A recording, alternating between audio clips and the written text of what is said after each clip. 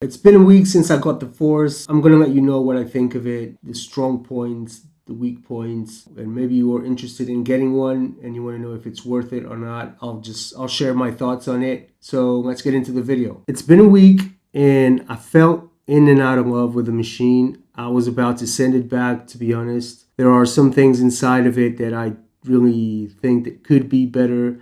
And I think it's probably because I come from the MPC and I thought that these things would be available on the Force, and they're not. And I'm talking about cutting samples. The facilities that you have on the MPC to cut samples are way better than the ones on the Force. I suppose they're just two different machines, and I shouldn't expect the same thing on the Force. But there are really two things. One that really makes me want to send the machine back. And there's another thing that really made me decide to keep it. So I'm going to keep it. But yeah, that's it. So I'm actually really enjoying the machine. It's a different workflow, even though you have drum programs and the samplers, the same key groups and all of that. I don't even know where to start really, but there are so many things to talk about. I think I'm just going to focus on two things really that, for me, they're the two main topics about keeping it or not keeping it. So obviously not keeping it is because of the chopping functions, that they're really different on this machine. That threw me off a little bit. So if you're cutting samples on this, you really, when it comes to the sampler, let's say, so if you go to the sampler, you don't have some of the pad hold, pad tap, so you can't sample straight onto a pad if you want. There's no lazy chop. I'm not really, I don't do lazy chops. I don't cut that way. So that to me isn't really a problem. The problem really comes when you're in the sample edit screen here on the MPC and you have all these functions. You have different start points of the slice to cut a sample. And then you have this assignment where you can assign a slice to a specific drum program. That doesn't exist on the Force, so it works a bit different. So you're going to the sample edit, so that's menu, sample edit. Okay, I have this sample right there, and if we're chopping a sample, this can be any type of sample. So if we go and we try to cut something, and then we try to assign it, it doesn't really respond to the pad that you tap, and that to me that was one of the reasons why I wanted to send this back, because you can't assign a slice to a pad, which is just crazy that they don't have that function inside of this machine. So that really annoyed me. That just completely destroys the workflow that I have when it comes to cutting samples on the MPC. I thought that would be a given on this machine, on the Force, but it actually isn't. So it's really weird that it doesn't do that. But anyway, it's how the machine works. What can I do? I either send it back or I keep it. So I created some workflows to get around this issue, and I'll share that with you in another video. So, but really, if you have a sample and if you want to assign it, you have to actually turn the knob here to say which pad you want that sample to go into. So you can't just tap on a pad. Let's say I want to put it in this pad. This is A, B, C, D, right? So that's D. So let's say D4, and that should be this pad right there. Okay, there it is. So you have to actually dial it in. Okay, so it's kind of weird that it doesn't just go straight onto a pad.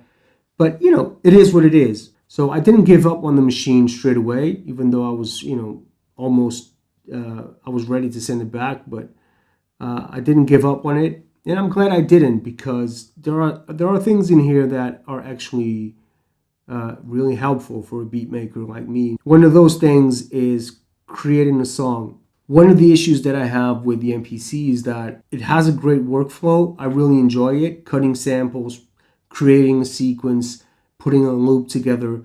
But once I put a loop together, I get stuck on it. It's kind of hard for me to finish a song inside of the MPC. The song mode, we all know that the song mode inside of the MPC, it doesn't really work that well. It's not user friendly. It doesn't push you into making a whole beat. It's kind of like you're just always working in loops and you're always focused on a loop.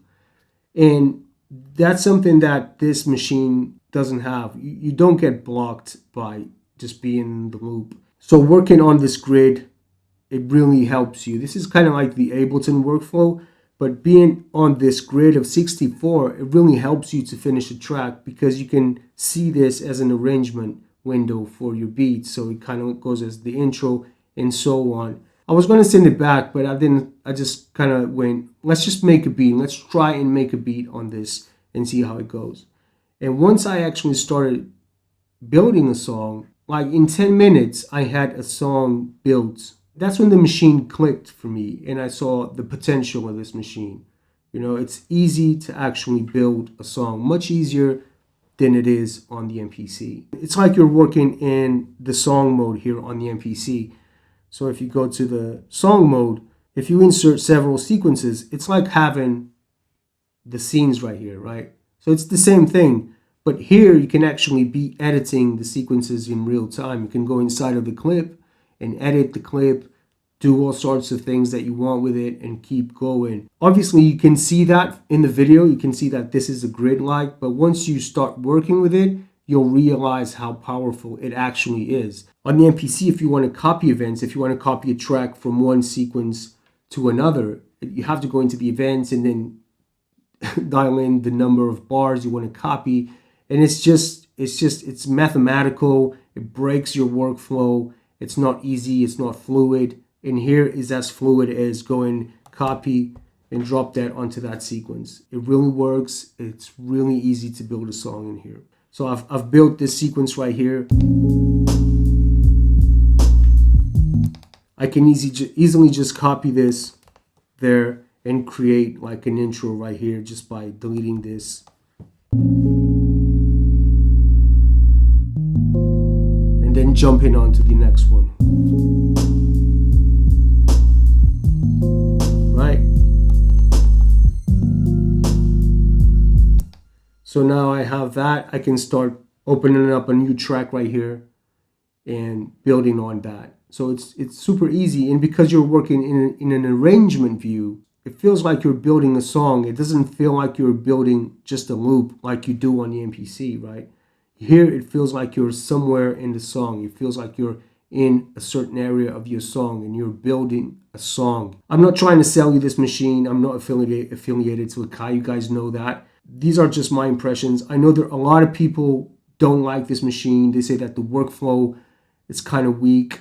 And I agree with them. The workflow is not the same as the MPC. It has a different workflow. One of the things that I dislike about this machine is that you have to shift for everything. Like you always have to be tapping on the shift something, shift. Like there are dedicated buttons for certain things, but then if you want to access the next layer, you have to shift for everything.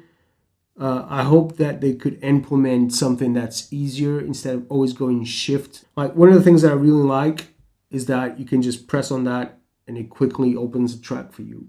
I don't need to press shift for that. I hope that they can implement more things like this.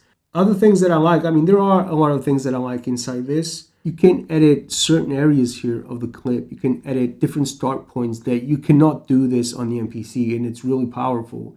I'm going to make a video just on this. The MPC has track length, but this is a complete different thing. There are a lot of things inside of this machine. Those are the two things that I really wanted to share with you. I just wanted to say the reason why I'm keeping it and the reason why I'm not sending it back.